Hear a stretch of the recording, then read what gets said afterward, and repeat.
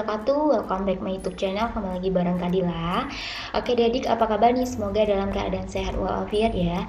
Di video kali ini sesuai dengan requestan kalian yang sudah kalian tunggu-tunggu video ini, aku akan membahas soal prediksi TKB atau tes kemampuan belajar dari SMU 4 2022. Ini merupakan part 6. Jadi yang belum nonton part 1 sampai part 5-nya silahkan cek aja di playlist YouTube aku yang judulnya SMU 4. Dan aku juga udah pernah bahas juga soal tahun kemarin, di situ udah lengkap, kalian cek aja karena semuanya sudah ada di sana.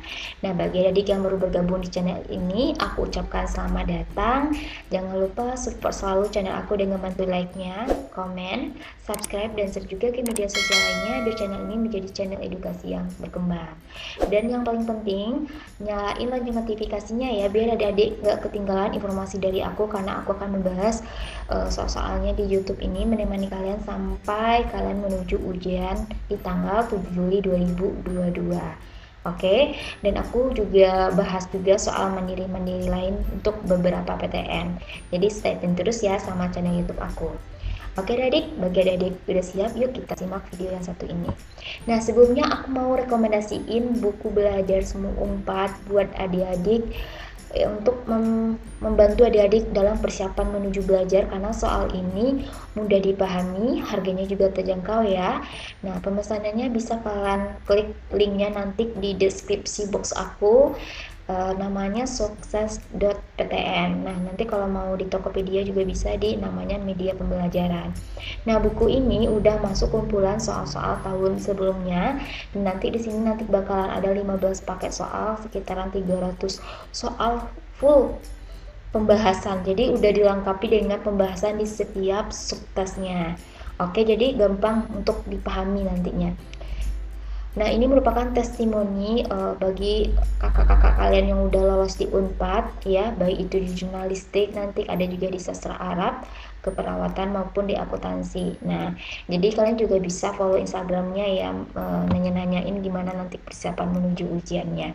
Jadi buku ini lagi ada promo nih. Nah, kalau kalian mau milih paket soal 2021 plus 2022 itu harganya 170.000. Biasanya itu harga normalnya adalah 220.000, jadi didiskon menjadi 170.000. Tapi kalau kalian mau beli satuan, misalnya kayak soal yang 2022-nya aja, itu bisa harganya 119.000. Oke, jadi buruan di order karena stoknya terbatas. Jadi soal ini bisa kalian gunakan 1 minggu menuju ujian, itu udah memudahkan kalian. Jadi kalian nggak perlu belajar dari sumber soal lain pun, kalian bisa pakai buku ini aja. Oke, kita lanjut ke soal yang pertama. Jadi ini soal pertamanya khusus mengenai kosakata ya. Oke, justifikasi itu sama dengan maksudnya apa? A. Pertimbangan berdasarkan hati nurani, B. Putusan pengadilan, dan C. Penarikan keputusan, dan D. adalah pemberian hukuman. Oke, jadi jawaban lebih tepat adalah A, yaitu justifikasi itu sama dengan pertimbangan berdasarkan hati nurani. Jadi jawabannya adalah option A. Nah, untuk kosakata ini kalian emang harus banyak-banyak membaca ya, karena ini kan bisa jadi soalnya tuh lebih dari yang kayak gini. Jadi kalau misalnya ketemu kosakata baru, berarti kalian harus catat ya. Kalau perlu kalian bikin di catatan, ditempel, jadi pas mau tidur tuh kalian baca-baca perharinya, jadi bisa kalian ingat terus dan menambah kosakata kalian. Oke, kita masuk ke soal nomor 2. Desing. Desing ini adalah A. bunyi yang tidak karuan, B. kebisingan pabrik ya, C. bunyi pasir di pantai, D. tiruan bunyi peluru yang ditembakkan. Jadi desing itu sama dengan tiruan bunyi peluru yang ditembakkan ya.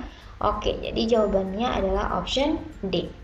Next, soal nomor 3, efisiensi. Nah, di fisika kita sering bahas efisiensi ya. Nah, efisiensi itu sama artinya dengan daya guna. Oke, jadi jawabannya adalah option A.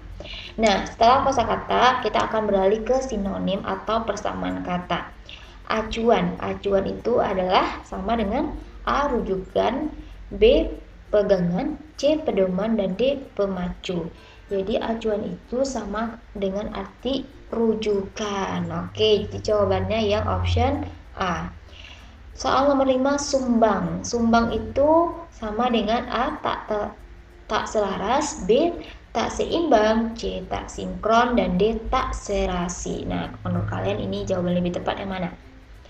Adalah tak selaras. Oke? Nah, jadi jawabannya adalah option A. Nomor 6, naratif. Nah, di bahasa Indonesia kita sering bahas naratif ya. Ini enggak ada ya. Naratif itu sama dengan apa? A, prosa, B, timbal balik, C, puisi, dan D, deskriptif. Jadi naratif itu sama dengan prosa. Oke? Nah, oke, kita lanjut ke soal antonim. Antonim itu sama dengan kayak lawan kata ya. Kita bahas soal nomor 7, lazim. Nah, kata lazim itu sama dengan apa? Atau lawan katanya apa ya? Lawan katanya apa? Lazim itu sih secara definisinya itu berarti sudah biasa ya. Umum, kaprah. Jadi kalau aku bikinnya di sini, lazim itu sama dengan umum. Ya. Umum, kaprah.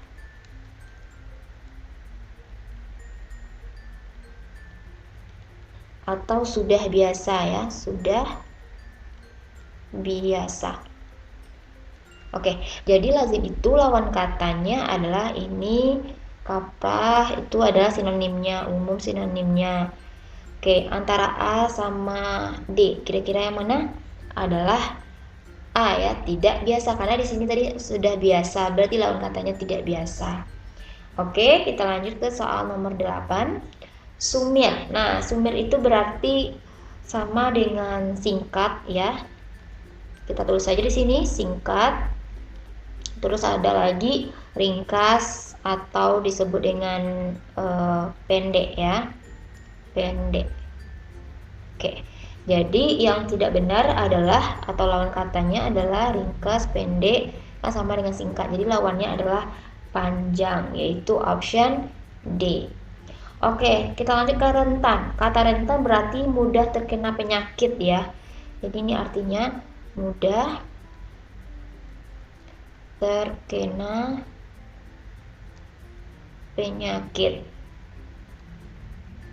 Oke, jadi kalau mudah terkena penyakit itu sama dengan apa? Atau lawan katanya adalah rentan atau kebal ya. Lawan kata dari rentan adalah kebal. Jadi jawabannya adalah option D. Oke, kita lanjut ke analogi. Nah, analogi itu sama dengan padanan kata ya. Jadi kalian harus bisa menghubungkan antara yang ini kata demi katanya. Pantai, pasir. Kira-kira apa hubungan pantai dengan pasir? Ya kan? Di pantai ada pasir. Nah, berarti ada hubungan pantai, di pantai ada pasir, berarti nama tempat. Terus di nama tempatnya itu ada apa gitu kan? Kalau langit ada bintang, bulan ada matahari, sungai ada ikan, pohon hutan. Kalau pohon itu di hutan kan, dia benar, cuma di sini tuh kan kata awalnya dia adalah nama tempat ya. Jadi pohon ini bukan nama tempat. Sungai nama tempat, benar yang bagian sininya. Oke, jadi menurut kalian ini lebih tepatnya yang mana? Adalah option. Jawabannya yang A, pantai. Kalau di pantai kan ada pasir atau pasir berserakan. Kalau langit apa yang berserakan adalah bintang. Jadi jawabannya adalah option A. Kalau bulan sama matahari itu nggak ada hubungannya. Kalau sungai belum tentu di sungai itu ada ikan ya. Jadi tidak bisa kita pastikan kalau sungai itu ada ikan. Jadi ini nggak mungkin. Kalau pohon itu adalah nama ibaratnya ini tumbuhan. Harusnya kan di awal ini harus kata tempat dulu ya, nama tempat gitu. Jadi ini bukan juga. Kalau bulan matahari itu emang nggak ada hubungannya gitu. Oke, jadi jawabannya yang A. Kemudian nomor 11 itu ada melati bunga kebun. Apa hubungan melati bunga kebun? Kalau kita lihat melati itu kan adalah jenis bunga yang hidup di kebun ya. Melati jenis bunga yang hidup di kebun. Oke, jadi kalau kita lihat harimau adalah binatang buas yang hidup di hutan. Gimana? Iya, cocok kan? Kalau ganggang adalah hewan laut, nggak mungkin. Kalau pesut itu jenis ikan yang sungai kan? Pesut itu kan nggak harus di sungai ya, jadi nggak ada hubungannya juga. Jala itu di hutan adalah burung. Jadi nggak mungkin, karena kan di sini tuh dia yang terakhir itu pasti lokasi, menandakan lokasi itu misalnya kebun. Kalau ini kan burung tuh, nama burung tuh kan nggak mungkin, dia harus nama tempat atau kebun gitu kan. Kalau ini hutan benar, ini laut benar, tapi hubungannya nggak ada nih. Nah, antara episode ikan sungai itu nggak ada, nggak masuk akal. Kalau ganggang hewan itu juga tidak ya. Jadi jawaban lebih tepat adalah A, karena harimau itu adalah sejenis binatang buas yang hidup di hutan. Oke, untuk soal nomor 12, gula semut. Apa hubungan gula dengan semut? Kalau gula dengan semut itu pasti gula biasanya didatangi semut untuk dimakan kan? Oke, berarti bunga biasanya lalat nggak, sawah ada kerbau nggak, bangkai hewan, burung gagak, sungai ikan. Kira-kira gimana?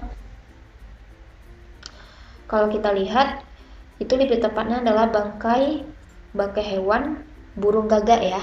Kenapa? Karena bangkai hewan biasanya didatangi burung gagak untuk dimakannya. Jadi jawabannya yang berhubungan adalah option C. Oke adik, bisa ya untuk 12 soal tentang verbal ini. Kita masuk ke pemahaman bacaan. Nah, ini sama kayak hampir mirip dengan bahasa Indonesia. Jadi ada yang nanya, Kak, soal TKB itu mirip nggak dengan TPS? Kalau dibilang mirip TPS sih nggak mirip ya. Karena TPS itu kan ada bagian PPU-nya, bagian PBM-nya, ya kan, ada juga PU-nya. Jadi emang kalau dibilang mirip sih nggak mirip kali, tapi hampir-hampir mirip sedikit gitu.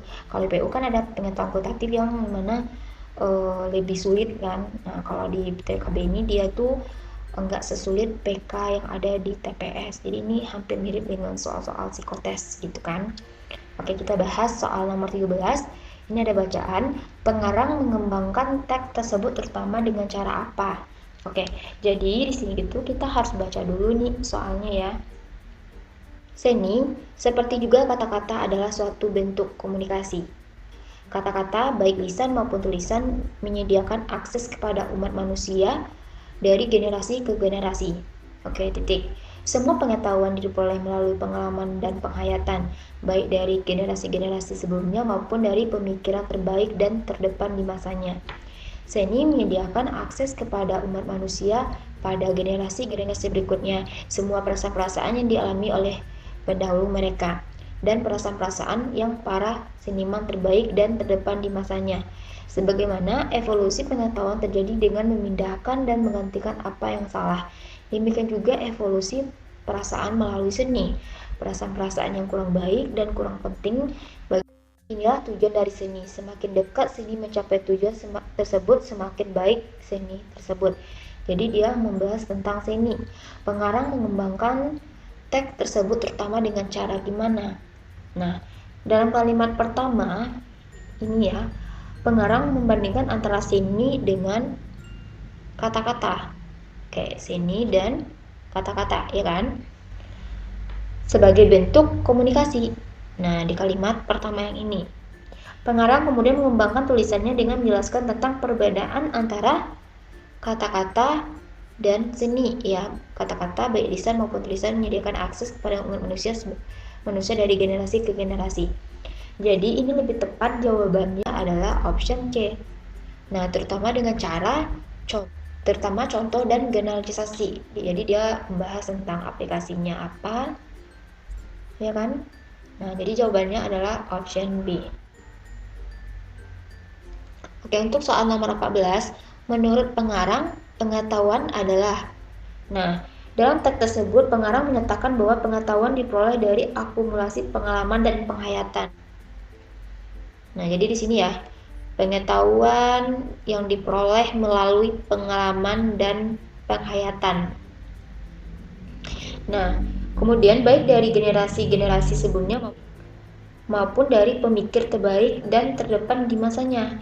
Nah, jadi dia pengetahuan ini adalah menurut si pengarang sebagai kumulatif dan progresif. Jadi progresif itu kan kayak dari masa ke masanya ya. Nah, itu. Jadi jawabannya adalah option B. Nah, jadi progresif itu kan dia maju ya. Jadi maupun dari pemikiran terbaik dan terdepan. Jadi di sini kan dibilangin dari generasi ke generasi. Jadi lebih tepat jawabannya adalah yang option B. Oke, yang B ini ya. Oke, kita lanjut ke soal nomor 15 dengan teks soal yang sama.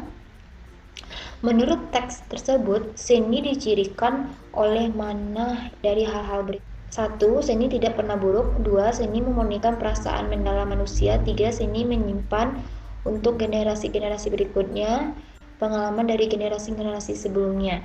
Untuk nomor 3 ini, seni menyimpan untuk generasi-generasi berikutnya pengalaman dari generasi-generasi sebelumnya. Itu terdapat pada kalimat ini.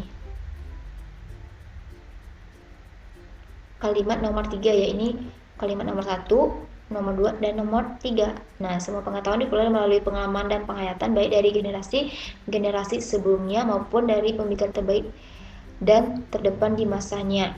Jadi ini lebih, kalau mencirikan seni ini nomor 3 itu benar terdapat pada kalimat nomor 3 ya. Ini kalimat nomor 3. Kemudian seni memurnikan perasaan mendalam manusia, dan ini terdapat pada kalimat nomor 5. Nah, nomor 5 ini nomor 3, nomor 4, nomor 5. Nah, sebagaimana evolusi pengetahuan terjadi dengan memindahkan dan menggantikan apa yang salah, demikian juga evolusi perasaan melalui seni ya. Perasaan mendalam manusia itu tergambar di sini. Perasaan melalui seni ya. Jadi di kalimat nomor 5. Jadi kalau yang seni tidak pernah buruk ini tidak ada terkandung di dalam kalimat. Jadi jawabannya adalah option D. Begitu ya. Oke, kita next soal selanjutnya yaitu penalaran analitis. Nah, kalau untuk penalaran analitis itu kalian memang harus fokus banget ya untuk menjawab soal ini. Oke, kalau kita baca, Sally, Shirley, Laura, Tommy, dan Sandy masing-masing mengambil permen dari sebuah mangkok. Jadi ada, kita tulis di sini, ada Sally, yang kedua ada Shirley, kemudian ada Laura, Tommy, dan terakhir ada Sandy. Oke, ini orang-orangnya ya. Oke, dia masing-masing mengambil permen di sebuah mangkok. Pertama, 4 anak mengambil 1 permen rasa susu. Kemudian Shirley dan Tommy tidak mengambil permen rasa coklat seperti yang dilakukan anak lain. Oke, berarti kalau kita lihat dari yang ini dulu, kan pertama 4 anak mengambil 1 permen rasa susu. Kita nggak tahu yang 4 anak tuh apakah yang salah satu dari mereka itu kita nggak tahu siapa. Tapi kita baca dulu yang kalimat yang ini. Kemudian Shirley dan Tommy tidak mengambil permen rasa coklat seperti yang dilakukan anak lain. Berarti Shirley dan Tommy itu tidak ada coklat. Berarti kita bikin dulu, ini ada permennya, permen coklat. Ingat ya, yang enggak tuh Shirley sama Tommy. Berarti ini coklat. Di sini juga coklat. Shirley ini dia hanya mengambil 1 permen. Hanya mengambil 1 permen. Ya kan? Permen yang diambilnya adalah permen rasa anggur. Anggur. Oke. Setelah itu, selain Shirley, hanya Sally dan Sandy yang tidak mengambil permen rasa kopi. Selain itu, selain Shirley, jadi selain Shirley ini, hanya Sally dan Sandy yang tidak mengambil rasa kopi. Berarti si Laura mengambil permen kopi dong, ya kan? Kopi. Tommy juga mengambil kopi. Secara otomatis Laura dan Tommy aja yang ngambil kopi. Berarti dari sini kita bisa simpulkan, karena kata kuncinya Shirley cuma ngambil 1 permen. Nah, di awal tadi kan dibilang bahwa ada 4 anak yang mengambil rasa susu. Nah, karena si Shirley ini hanya 1 permen, berarti yang lainnya ngambil susu.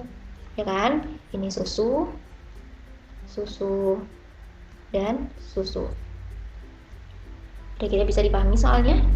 Berarti si Sandy ngambil coklat dan susu, Tommy ngambil susu dan kopi, Laura ngambil susu, kopi, coklat, Shirley cuma anggur, dan Sally ngambil coklat dan susu. Nah, gampang kan? Nah, sekarang kita baca teks soalnya lagi. Siapakah yang mengambil 1 permen rasa kopi, 1 permen rasa kopi, dan 1 permen rasa susu?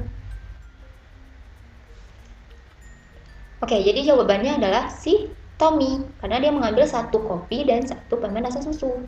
Oke, jadi jawabannya option B. Siapakah yang mengambil 3 permen? 3 permen di sini yang ini, yaitu si Laura. Oke, jadi jawabannya yang option A.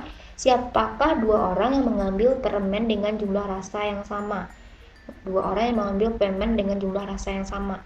Oke, kira-kira yang menang ngambil dua permen dengan rasa yang sama adalah option A, Laura dan Tommy. Yang terakhir, jika dihitung keseluruhan, berapakah jumlah permen yang telah mereka ambil? Kalau kita hitung ini 2 tambah 1, 3 tambah 3, 6, 6 tambah 2, 8, 8 tambah 2, 10. Jadi jawabannya adalah option A. Nah, sebenarnya penalaran analitis ini gampang, tapi kalian jangan ragu kalau misalnya belum pasti. Kayak yang pertama ini, yang pertama 4 anak mengambil satu permen rasa susu. Kita nggak tahu nih siapa yang tidak mengambil permen rasa susu. Jadi kalian ibaratnya abaikan dulu kalimat soal yang itu, kemudian lanjutkan ke bacaan yang ini. Kemudian Sally dan Tommy mengambil permen rasa coklat. Jadi di sini nanti kita bisa menganalisis kira-kira siapa sih yang nggak ambil susu gitu ya. Oke, mungkin sekian dulu untuk 19 soal ini. Semoga bermanfaat, dan ini merupakan H-27 hari lagi ya menuju kalian ujian. Tetap semangat ya. Di next video aku akan membahas soal bentuk tes spasial sama tes silogisme juga, dan kalian jangan lupa untuk cek juga video-video sebelumnya dari tahun kemarin juga udah pernah aku bahas. Dan jangan lupa kalau misalnya kalian mau pesan bukunya itu stoknya terbatas, jadi pesan dari sekarang ya kalian untuk persiapan menuju ujian 1 minggu aja kalian baca buku itu pasti bisa kalian menjawab soal-soal dalam ujian. Oke, sekian dulu video dari aku, semoga bermanfaat. Assalamualaikum warahmatullahi wabarakatuh. Semangat.